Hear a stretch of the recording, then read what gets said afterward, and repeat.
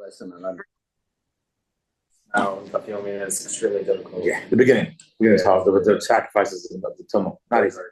Not easy. Okay. We're in. Charles, we're in. Keith, yeah? You ready to crack a joke? Ready to pounce on. Here it goes. We're going to read a Rambam. Okay, before we read the Rambam. Okay, start over right now. This week's parasha, many halachas. Many halachas. Achrei Moshe and Kedoshim. Kedoshim was listed. In Kedoshim, one of the most famous psukim, you use it to phrase, one of the most famous psukim in the entire 24 books of the, and certainly in the 5 books. And the words of the pasuk are, V'yahavta l'reyacha k'meicha. What does that mean? I forgot. I don't believe you. Love your fellow man like yourself. Love your fellow man like yourself. That is one of the biblical commandments in the Torah.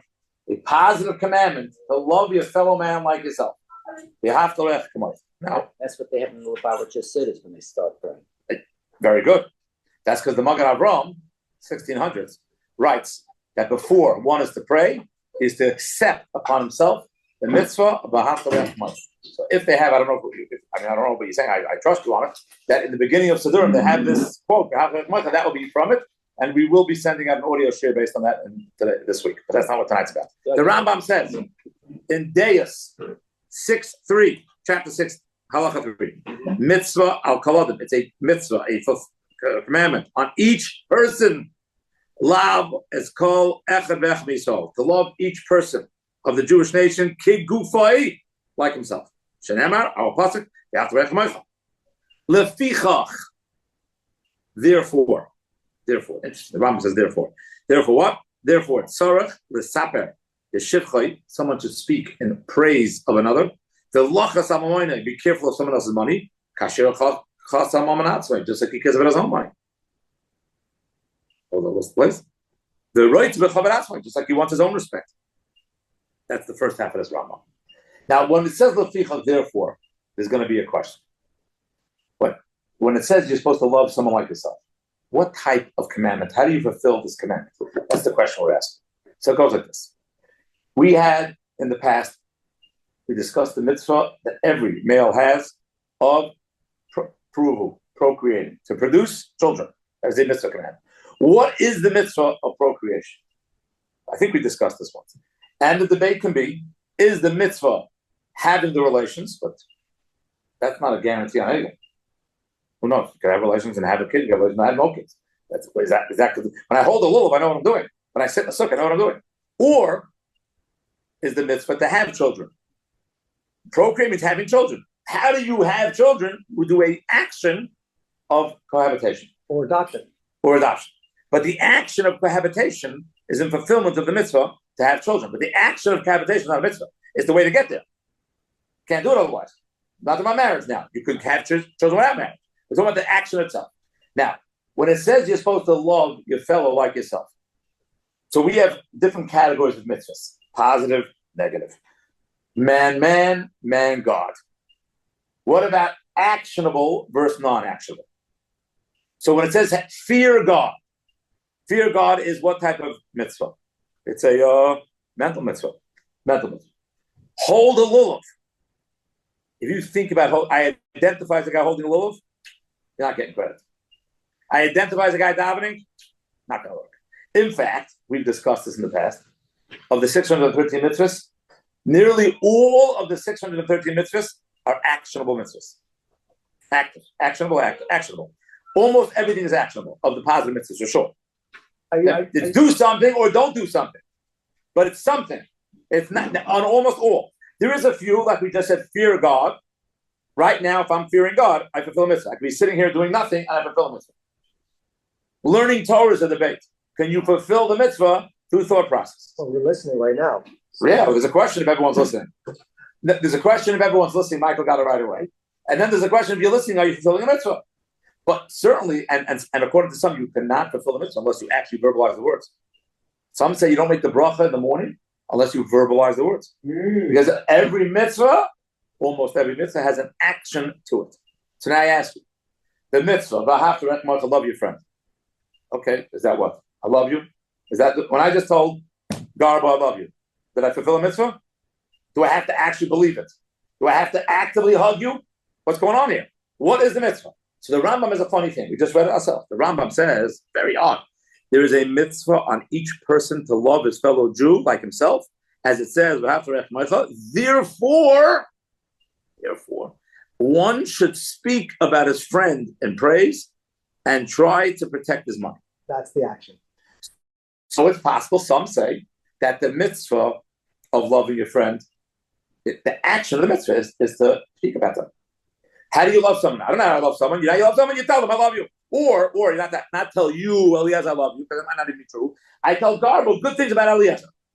That's the thing. You speak positive about them. When people are engaged, they praise their spouses. When they get married, okay, we're not going to end that statement. Yes. I have a question. If you don't love yourself, but you told God or anybody else that I love you, doesn't that cancel out the mitzvah? Excellent. Because you first have to love yourself before you love anybody else. It's a brilliant question. And I want to say the words here slowly and pay attention. Okay. You might have answered your own question. I might have answered your question without asking, but it's much more than we're about to do. There is a mitzvah, just in case the camera didn't hear. The question was, is there a commandment first to love yourself before you love somebody else? And listen to the words. There's a commandment to love another Jew. Like it says, love another like yourself. So what does it mean, kamoicha, like yourself? So some want to say, not tonight's class, maybe we'll get to that. Some want to say that in order to love someone else like yourself, that implies, I'm not saying the word mitzvah, nor did you, there is something, idea, preparatory act, whatever the word's going to be right now, we're not discussing, about yourself before you love someone else. So love someone else like yourself. Now, many rabbis say that, except for a few cases, obviously, there are people out there who are unwell. Most people, on some level, do love themselves. As much as they should, too much, whatever it is. But some people, nobody wants to be bashed on. Because look at the words it says. Like being praised, like careful about your money. Most people are careful about their money. Everyone, no, but most, I would say 90-something% plus people are careful about their money. I mean, they're not throwing it all away. They might be spending too much, but they have something to it. What about praise? People want to be praised. People want to be praised. So when you know what you want for yourself, you do it for others. Now there's going to be a question. If someone is an unhealthy human being and he has self-hatred, which there are people, right? But it's not self-hatred. In other words, I can't remember. Yeah. What do they do about everybody else? Now, the general answer is going to be when someone is self-hatred, depends on the level we're at here, they might not be obligated on a lot of mitzvahs. Because unhealthy people are not obligated on a lot of mitzvahs. Now, it depends on the level of unhealthiness and the level of mitzvahs, but it's something we've discussed many times in the past. In order to be obligated to mitzvahs, you have to first be a normal, healthy human being. And that's why we've discussed in this class, if someone is not well, you could send them to a psychiatric ward, even though you know they're not keeping Shabbos there, even though you know, questionable, big debate, they're going to eat non-kosher food, even you know they're violating a bunch of laws. Why? Because we believe to save a life, you violate all laws. Being a healthy human being, again, there's levels of what we're discussing here, healthy human being. So it could be, as Haskell said correctly, the Rambam's lefichach is, why do I have to talk about somebody else positively? Because that's the action to show I love them. Some want to say, no, it's different. How could the Torah command a concept of love? Could the Torah command emotions? Very big question. Are we robots? Yes. Are we robots? No, that's a question. So are we robots or not? Could the Torah say, love this person? Don't be jealous. It's a very big question. So some want to say, the Torah can command it if you can get it. You know how you get to love Garbo? You speak nicely about him. You give him presents. We believe in Judaism. The word hav is to give, is the root of oyev to love. When you give, you love. The reason why people are single, many times, is because they're looking for something that will fill their own personal needs. And they're approaching the dating scene. It's the way the system is almost set up, so it's a system issue. They're approaching the dating scene from a selfish viewpoint.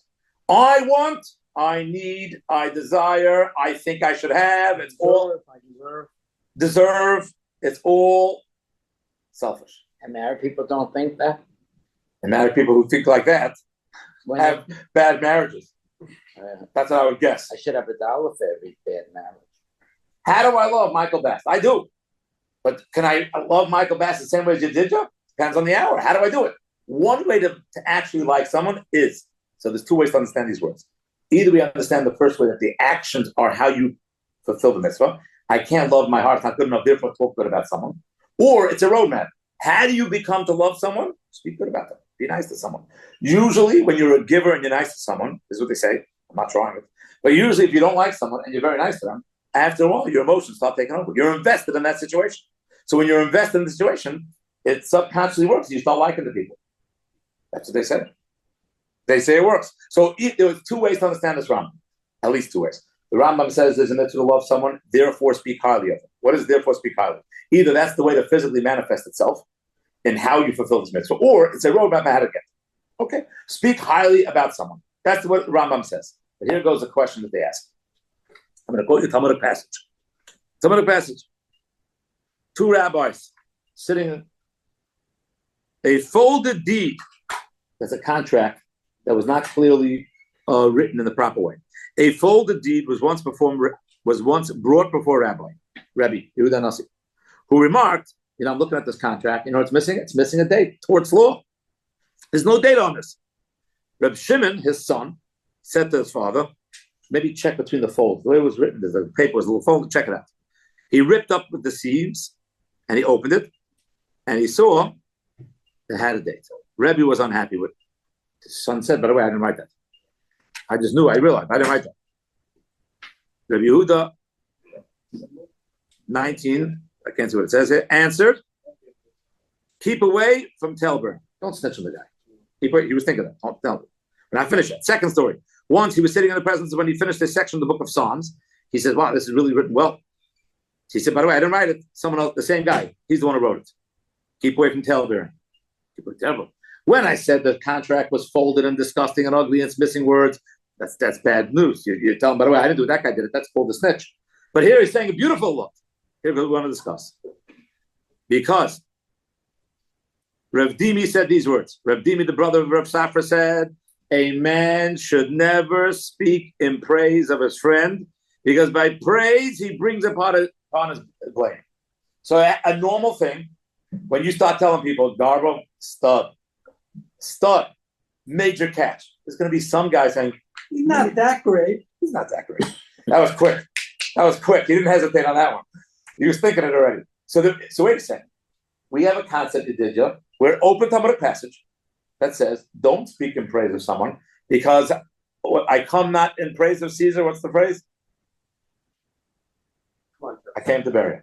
Charles used to go with that, but Mike is on fire tonight. So I come not in praise of Caesar. Because when you praise someone, you potentially cause a backlash by the naysayers, by the disgruntled employees. The disgruntled employees. So they asked right away a question. Wait a second. The Rambam just said, there is a mitzvah to love someone. Therefore, we had two interpretations. Doesn't make a difference for this. Therefore, the words are, hold on, I got to find it again. The fichach, a person must l'saper to speak b'shif hayim praise. What about this Allah? You know what happens when you speak in praise? I want to tell the world I love Garba, and therefore Garba is good looking. What do you say right away? I want to say Garba is brilliant. I'm actually enjoying this. There's a famous joke, I think I've said in this class. This guy calls the secretary of the office and says, I'd like to speak to Mr. Smith. She goes, oh, Mr. Smith died. He goes, okay, hangs up. 2 minutes later, he calls back. I speak to Mr. Smith. She's like, he died. Hangs up. Third time, fourth time. One point, she says, listen, guy, I don't know what's the problem here. I hate to tell you, I'm not playing games. I'm not like a secretary blocking the door. Mr. Smith is dead. Why do you keep on calling? Love hearing it. Actually, you know that's coming, right? So the idea is, as I sit here and praise Garbo, I'm loving the reaction. I'm loving it. Garbo's great looking. The crowd says no. Garbo's smart. The whole crowd is no. It's beautiful. It's a beautiful reaction, Garbo. Anyway, the point is this. We have a contradiction now. We have an open Talmudic passage saying, that even when he said good, when he said bad, that this guy wrote the bum deed that was crinkled and ripped, yeah, don't speak bad about the guy. But he said, look how beautiful this is written. What are you doing? Don't speak good, because the moment you say good, I'm going to say bad. Rambam here says, in order to say love about someone, say good. Now, in a way, the Rambam himself answered this question. Because the Rambam in the next set of laws, a chapter later, says, I want to discuss what's called avak lashon hara. What do we call avak lashon hara in English? The cousin. Dust. The dust of lashon hara, the cousin. It means a cousin. Here it says, the Rambam says, this is literally, it depends on obviously the print, but it's a page later. This page is discussing when you love someone, the mitzvah to love someone, the book of them. Page later says, whoever speaks, we're talking about avak lashon hara, the laws of ill speak. What's called ill speak? Whatever it is. Ill speech. Whoever speaks nicely, positively about the good of his friend. Rambam adds on 2 words. Obviously, once I say it, you're going to realize it. Bifnei soina, in front of an enemy. He violated the law. So right away they want to say, oh, you know why the Rambam added in the words? To answer our question. That means it depends. When you're talking about garbo in front of enemies, and then you have to be careful because people right away say garbo is not that good looking, garbo is not that smart, garbo is not that anything. But if you're speaking in front of regular people, I want to show my love to the guy. That's what you fulfill the message. So they want to answer very simple. The Rambam's very simple. If you go with the 2 Rambams, one place it's poor, one place it's rich. You just fill in the words. When are you supposed to praise someone? When you want to show love, but when you're doing it, be careful who's in the room with you. Because if you're in the room with you with the naysayers, with the negative guys, the unhealthy human beings who don't like hearing praise about anybody, nobody wants to hear Eliezer's the king. No. We're jealous of the guy. What? Then you don't say anything. If the enemy's in the room, you say nothing. Because as soon as you bring up his name, it's a bad idea. So if I know you have an enemy, then the bad doesn't become the good, and they agree, and then they don't want to come. You want to make peace. If you want to make peace, there's probably smarter ways to do it. We're talking about in general. Don't say in front of friend A about friend B when A and B don't like each other. Bringing up his name at all, good or bad. But when you want to show love, so it means, now, you have to go back to this original story. Are we going to say that Rabbi Yehuda Nasi was an enemy of the scribe? We have to lower the word enemy. We have to lower the bar threshold of what we call enemy. Because we're not going to say Rabbi Yehuda Nasi was an enemy of the scribe. Come on. First time he didn't like the way he wrote. I don't know if we call enemy. So it doesn't mean necessarily the word enemy. I'm saying it's my own because of the story right here in front of us. We got this from. The story was the scribe didn't write well, or the scribe wrote very well. He said, "Oh, don't do that. That's avak lashon hara." So Rambam said, "Enemy, okay. The enemy is a loose terminology. It means when you know there'll be a negative reaction. Since I know Rebbe a month ago, a year ago, it doesn't say when. It says only one time, but maybe it was 2 days ago. Was upset with the scribe at something he had done, not personal. He didn't run his business well. He wrote a contract that wasn't clear. Okay, not personal. But I didn't like what he did last time. Don't bring the guy's name up. That's what it means. You're saying it could cause an hara. Lashon hara. But if you speak positively, the naysayers react. Lashon hara. People start to get jealous, envy. Well, we're not worried about the ayin hara as much as we're lashon hara. People are going to react. The more you praise, the more they're going to say you're wrong. What if there's people? There is another issue of ayin hara. Now, there is a question now. In general, the ayin hara issue most of the time is on the person himself. Don't drive the fancy cars that people look at you. It's not don't point it out to someone else. The pointing out to someone else is the lashon hara. The driving the nice car is the ayin hara. Anything you're doing ostentatiously, a lot of tough words for me. Anyone doing ostentatious stuff is a problem on ayin hara. And the Gemara says 99% of the people pass away because of ayin hara. So it's good advice. You know when you're speaking about someone, who's the friend, who's the enemy. All you can trust maybe is the parents. That's it.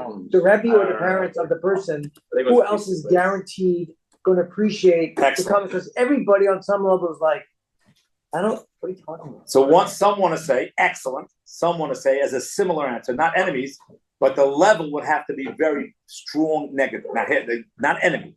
Enemy we lowered because here they weren't enemies. But it has to be, there's going to be a reaction. Here by Rebbe, it was known that he was already upset with this scribe. He didn't like this guy's work.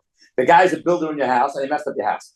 And you invite a random, let's give a random example. You got a window guy in your house, and Darby doesn't do a good job. And I say, that window guy is really good.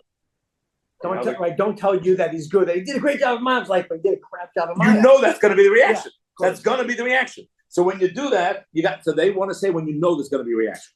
So it would be when in doubt, you're okay. So we have okay. So the answer we have so far with the Rambam, which we're playing with, is the Rambam himself says praise except if there's going to be an enemy. We're saying enemy lower the bar. We're saying bad experience as well.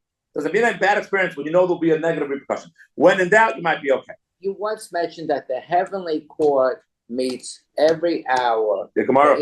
So if you praise someone, right away the heavenly court might say, right away they may look in the books and say that doesn't deserve it does say, we spoke about this also in the past, when it comes to a funeral, You're not to extremely exaggerate. You're allowed to do a little bit. That means when you start getting up to extreme exaggeration, the heavenly court says, "Oh, this guy's showing up. You know what they say about this guy? He gave 90% of his stuff to charity. Let's check the books. He was never mean to his wife. Let's go take that the video. What's that guy? Warner Wolf. Let's go to the videotape and see if that makes a lot of sense. So excessive, that's the word, exaggerated is what it says in the halacha. Eulogies are unwise. So, but usually when you're praising someone, I wouldn't say it's extremely exaggerated. Usually just maybe slightly, maybe I would say slightly. And usually someone's only going to react when they feel it's exaggerated by a lot, if they're not enemies. Next answer, Chassam Sofer. The holy Chassam Sofer died in 1840. The great rabbi, Rosh Hashiva of Preshburg, as well has this question. So Chassam Sofer answers like this. It's interesting to know. Chassam Sofer says, it depends on what type of praise you're giving. In the Gemara story, we're praising the guy's physical talents of contract writing, drawing. Not even sure what that is. Those talents don't do. That creates sometimes backlash. But when you talk about loving a guy, and as we said before, you want to inculcate into yourself love for the guy. It's got to be something real. Real, not what you think is real. And therefore, we're talking about praising on a spiritual way. So Garba's davening, phenomenal. Because that's the real praise, spiritual praise. That praise is allowed. That praise is allowed. Because we don't care if there's going to be a backlash, or we don't expect a backlash. That's what you want to be known about yourself. Good stuff. The physical stuff, that's what he divides it. The physical stuff, like the story over here. We're talking about the guy's ability as a court clerk. Don't start, because you don't know where the road is going. That's Chassam Sofer's answer. Next answer. An answer by a guy who only lived recently, but I like it. He wants to say the difference in the words. When we're speaking about love of a person, you want to love him, the lashon that Rambam uses is tzarich lisaper. What does lisaper mean? And over here he says, chala mesaper. What's the word mesaper? He wants to say, mesaper means to storytell, and it means how much you're going to want to do it. Which is almost what Eliyahu said. When you're overabundance on it, that's where the problem becomes. You know why? He's not saying what Eliyahu said about the backlash, but look at this. Let's say I stand there, and for the next hour, I just say, gargle, guy's great. Look, for an hour straight. You know what everyone's going to say? But you got nothing else to say about his looks? What's his character like?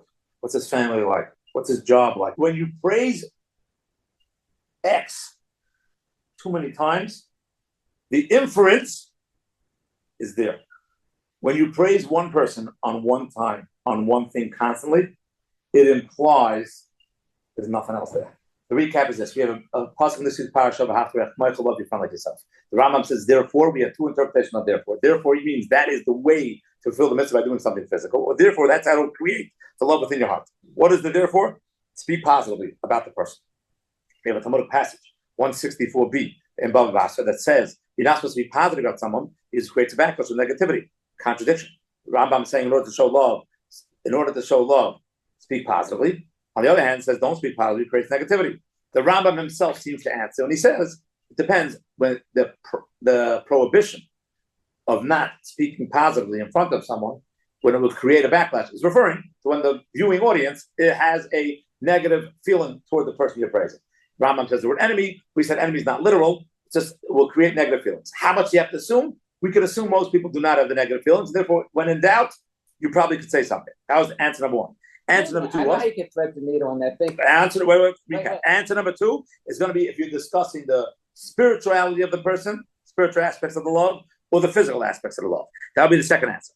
And the third answer is going to be if you overdo it, which is what Eliezer said. Overdoing it can create some negativity, either by the viewing audience because they get more jealous, or by them inferencing, that's even a word, the implications that he only has +1, but he's missing -1.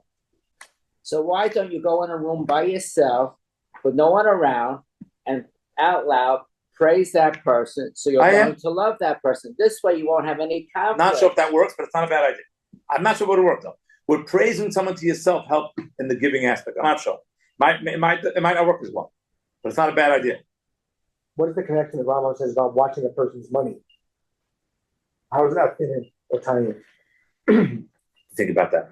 So we didn't talk about that part. Well, it could be like this last answer. The ruchnius and the gashmis. That in the end, you want the real stuff. Just like when someone really wants the money, he really wants the ruchnius praise. Deep down, we're all, quote a Chabad phrase, pintel yids. We all want really the good stuff to happen. Hopefully, we'll get it soon. All our praise should be answered. Amen. Amen.